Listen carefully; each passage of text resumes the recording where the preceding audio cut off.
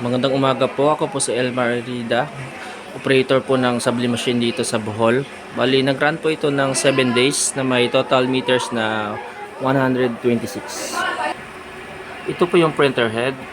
Hindi pa po siya napapalitan. Capping. Head clean.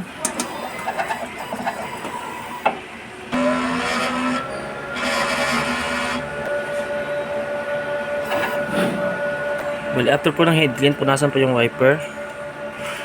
Capping.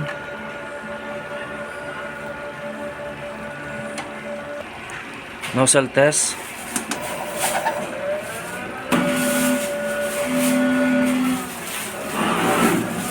Po. Kompleto naman siya. Sa ink system naman po ay tama lang. Waste tank, nililinis po ito tuwing Monday. AVR.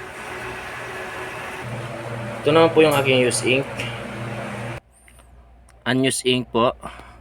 Bali wala na po akong magenta, cyan, tsaka yellow po. Bali black na lang po meron ako. Subli paper roll. Output record po. Yan po.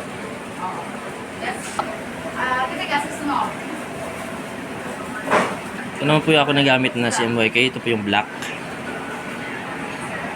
Magenta. Cyan.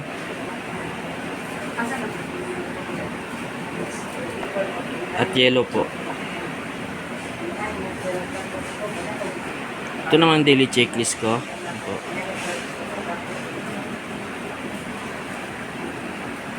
Salamat.